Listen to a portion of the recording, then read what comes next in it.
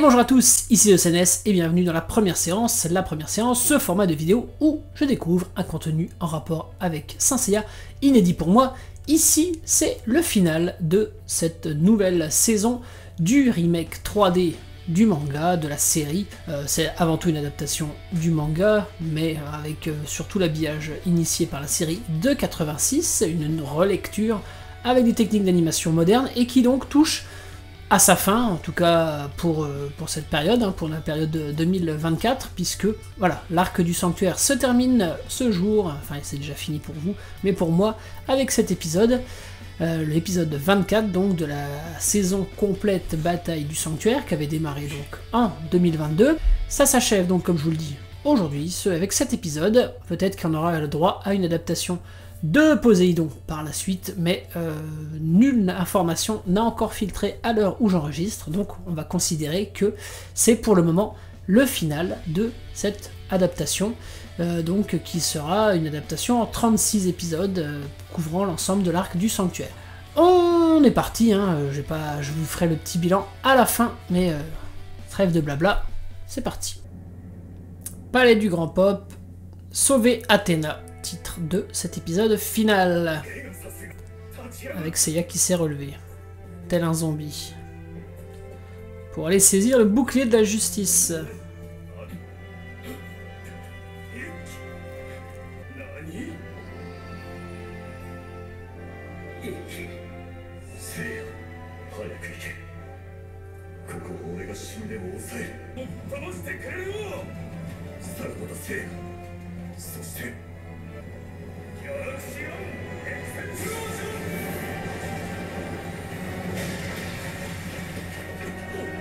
Ah, ça y est, le réveil d'Aiolia et de Milo.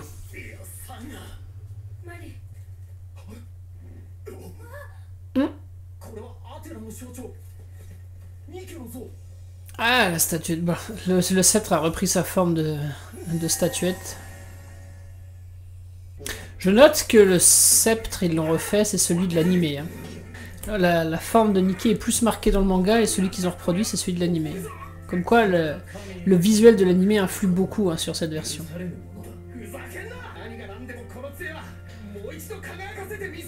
Ah, donc on donne une petite épreuve à nouveau, bronze, pour leur redonner plus de rôle. C'est sympa. Je pense qu'ils vont se faire aider par les chevaliers d'argent qui du coup vont être convaincus.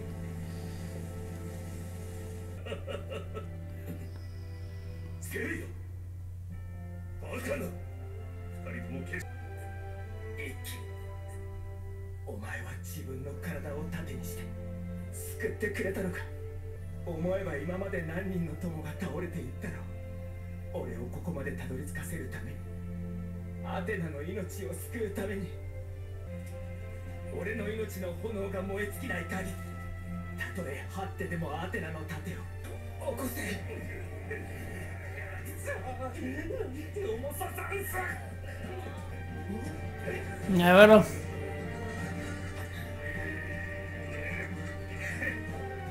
Ah, c'est bien, ça fait une image sympa. C'est pas grand chose, mais ça permet une alliance mineure, enfin, une revalorisation de ces personnages qui ont été un peu torchés dans la version originale, et bah, ça leur redonne leur lettre de noblesse. Voilà, c'est sympa.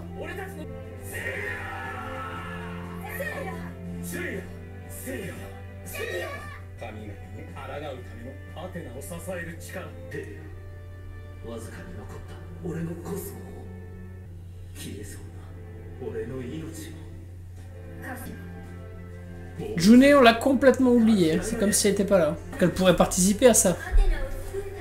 Mais je crois que les scénaristes l'ont oublié qu'il lui avait fait traverser les maisons aussi.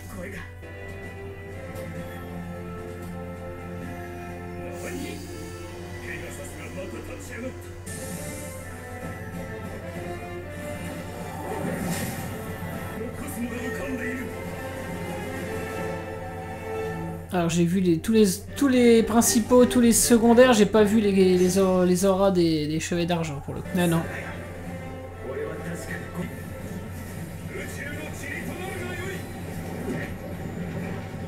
Et bien rendu son attaque, la Galaxian Explosion. Il a retrouvé la vue, hein. Alors qu'il n'est pas supposé la retrouver à ce moment-là.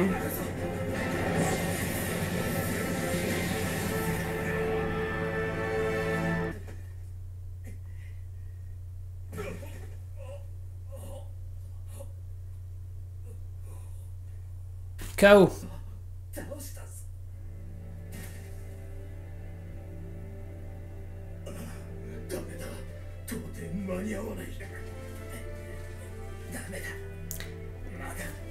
Retour du thème, ça fait très longtemps qu'on l'a pas entendu intégré à une composition de la série. Et là il l'utilise. Bon, au bon moment pour le coup.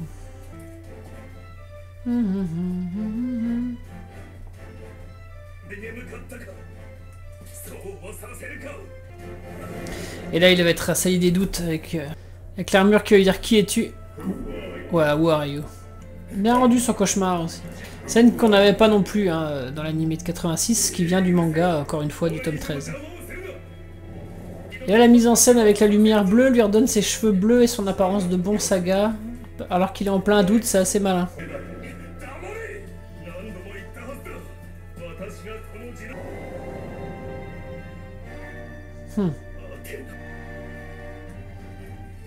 C'est pas mal hein, la mise en scène, le petit zoom. Il y a un peu de réalisme à la mise en scène. Comme si c'était pris sur le vif. Comme s'ils pouvaient voir. Et du coup Milo et Ayane se relèvent pas.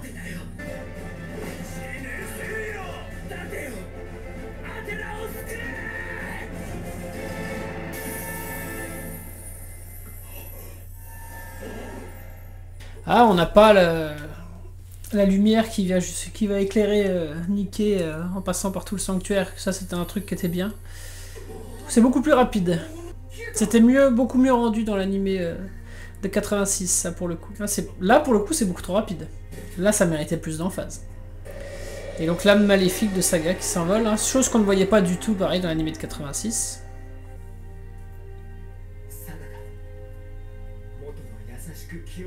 Et là, il va s'effondrer de fatigue. Et normalement, si ça respecte le manga, on va plus le revoir ni les autres bronzes. Enfin, on va voir Saori qui le prend dans ses bras, mais lui, on va plus il est KO. Il est KO pour le compte jusqu'à la prochaine saison. Là. Donc ça se finit en plein jour. Revoilà June. Les Gold survivants. Pourquoi il n'y a pas de Jamian? Et le personnage de la scribe, là, a disparu. Elle n'a eu aucun intérêt, en fait, ce personnage. Elle devrait être là. À minima, ils semblent l'avoir oublié, quoi.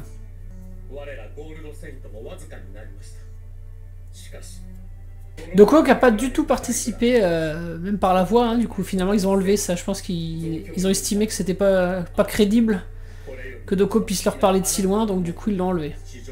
Mais du coup, pour cette résolution, ça manque.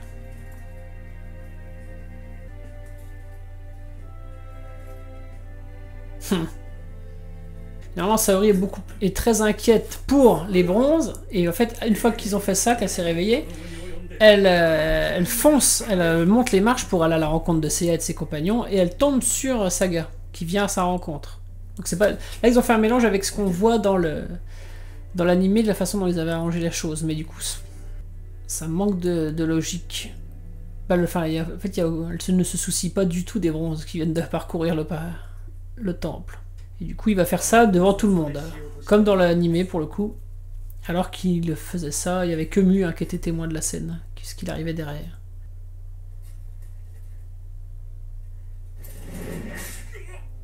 Ah, un peu de sang.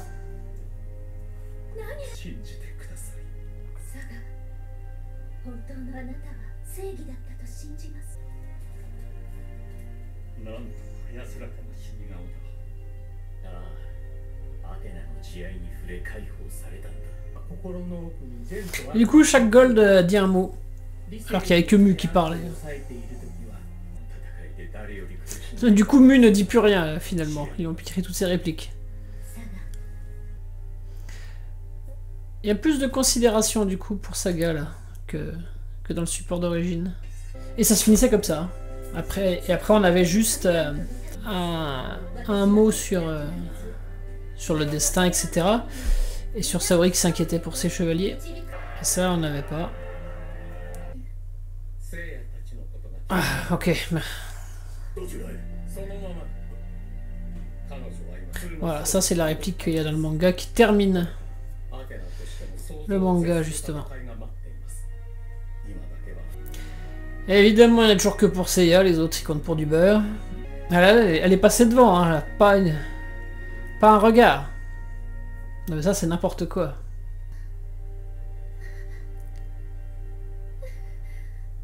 Ou alors ils sont tous ensemble. Ah voilà, merci. Ça c'est bien.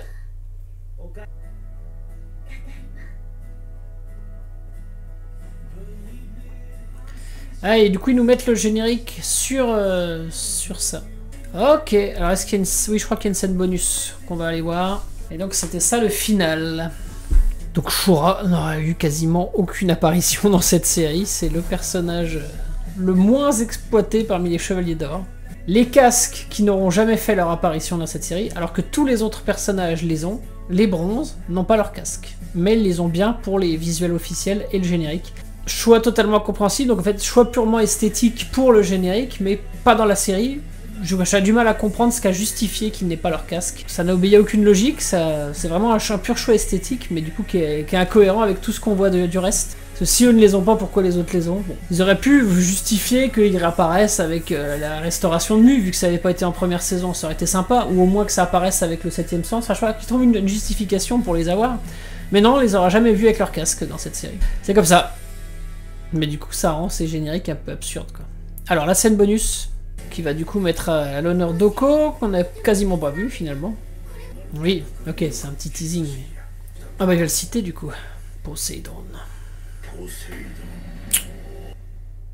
Ok.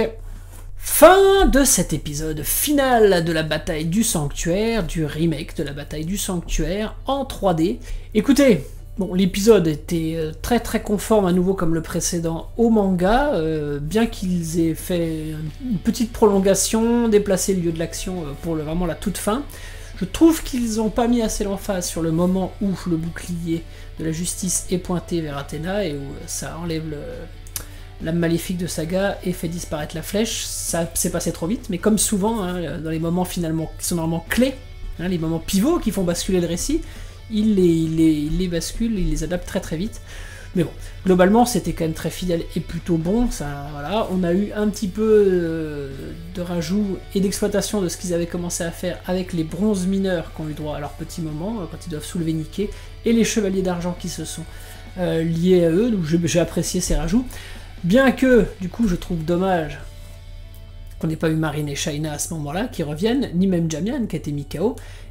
Et là, j'en profitais pour dire ce qui est absurde, en faisant un bilan plus général de cette saison, et la saison de la bataille du sanctuaire, et même la deuxième partie qu'on a vue, qui a vu l'introduction d'un personnage qui n'a servi absolument à rien. On va être clair, elle n'a servi à rien, ce personnage du scribe, là, si ce n'est à vaguement, hein, justifier après le masque de Marine, mais on aurait pu s'en passer, puisque, bon, finalement...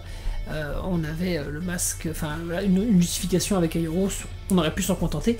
On a eu ce personnage-là, qui était au courant de la duplicité, qui finalement n'a rien eu à jouer. Hein. Elle a été là pendant le passage du temple d'Aeros, mais finalement ce personnage, franchement, n'a eu aucune utilité, on aurait vraiment pu s'en passer. D'ailleurs, on pouvait tellement bien s'en passer qu'il n'existe pas à la base, mais je me disais que, quitte à l'avoir mis, on allait au moins la voir revenir dans la révélation, et que ce serait elle qui délivrerait les clés du truc. Non, clairement, c'est voilà, donc voilà clairement un rajout dont on aurait pu se passer. Bon, Juné, tout au long de la saison, a été présente pour, à la fin, combattre contre Aphrodite, mais elle n'aura pas volé la victoire de Shun. Bon, voilà. Est-ce qu'on ne l'a pas finalement trop montré pour en faire aussi peu avec elle, hein? Est-ce qu'elle n'était pas là pour exploiter ce personnage? Bon, est-ce qu'on nous a pas trop montré du Déidalos finalement? Est-ce que c'était pertinent de nous montrer autant Aphrodite contre Déidalos pour avant la bataille, c'est-à-dire de lui faire dévoiler ses arcanes, etc. pour l'amener là, alors que ça aurait pu être fait dans un flashback comme ça l'était à l'origine. Voilà, tous ces rajouts qui étaient pas mal sur le moment, finalement quand on arrive à la fin de l'arc, bah, sont assez dispensables, on aurait pu s'en passer, et on aurait pu avoir plus de temps consacré à la trame, parce que finalement, la trame, si j'ai bien aimé je sais plus, je crois que c'est dans l'épisode d'avant, oui, le passage à Staril a été adapté finalement avec Chion, mais on va dire que tout ce qui était de l'ordre de ce qui s'était passé, donc 20 ans, puisque dans cette série c'est 20 ans auparavant, l'ordre du sanctuaire, ça aurait été bien de plus le développer, d'en rajouter. Encore une fois, on aurait pu en montrer beaucoup plus, parce que c'est pas parce que j'aime Shura que je dis ça, enfin ça joue évidemment, mais pour le coup Shura il fait partie, avec Saga et Aioros, voilà, c'est vraiment le trio de la bascule du conflit, de ceux qui sont au plus près de la chose, même d'Aphrodite et d'Esmas, qu'on aurait pu même plus les montrer là-dessus. Et c'est absolument pas montré. Alors qu'ils auraient pu, s'ils voulaient pas inventer, se baser sur ce que Kurumada a fait dans l'épisode 0, qu'il a rajouté a posteriori, hein, il y a quelques années, dans le manga. Ils auraient tout à fait pu exploiter ces éléments-là, les utiliser, en montrer plus. Et ils l'ont pas fait. Comme je l'avais dit, je crois que c'est l'épisode d'avant, ils n'ont absolument pas justifié le court flashback, hein, finalement, d'Aioros, Shura et Saga qui tombent du ciel. Pourquoi est-ce que Saga poursuivait aussi Aioros à ce moment-là? Voilà, je me suis toujours dit, quand on montrait cette scène, qu'il nous la montrerait de manière complète, à un moment ou à un autre. C'est-à-dire la tentative d'assassinat, le sauvetage par Aioros, la poursuite, Saga qui donne les ordres, etc. Pas du tout. Ils ne l'ont pas du tout montré. Voilà. Alors que clairement, voilà quelque chose qui aurait pu faire l'objet d'un épisode ou un demi-épisode, plutôt que de nous rajouter des personnages qui n'ont servi à rien du tout, ou des épreuves qui n'ont servi à rien, confère les squelettes en la première partie de cette saison.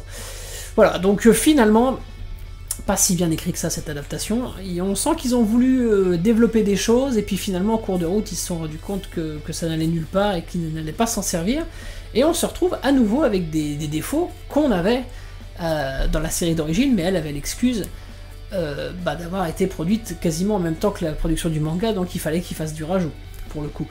Et bah là, ils avaient une vue très claire de ce qu'ils devaient adapter, ça aurait dû être beaucoup mieux découpé, et les rajouts qu'ils ont fait finalement, on va dire que je retiendrai ce qu'ils ont fait avec les bronzes mineurs, mais pour le reste, non, finalement ils avaient l'opportunité de développer bien la partie sanctuaire, et s'ils semblaient l'avoir bien fait avec cette histoire de prophétie, avec la coupe, qui justifiait que les Gold suivent Saga, ce qui dans l'absolu c'est bien, mais finalement ça va pas beaucoup plus loin, et voilà, on n'en a pas eu beaucoup plus sur l'arrière-plan, sur les arcanes du sanctuaire. C'était l'occasion d'en montrer plus, de développer mieux, de développer, pour moi ils auraient dû développer la relation Shura-Aioros, alors qu'en plus c'est dit au cours de la courte scène qu'on a dans l'épisode, où il dit « je t'admirais », ça vient de la side story qui avait été écrite à l'époque de la série d'origine, hein, qui initiait un lien d'amitié avec Shura. Moi j'aurais aimé que pendant les flashbacks soit de Shura ou l'épisode d'Aioros, que ça soit développé pour le coup.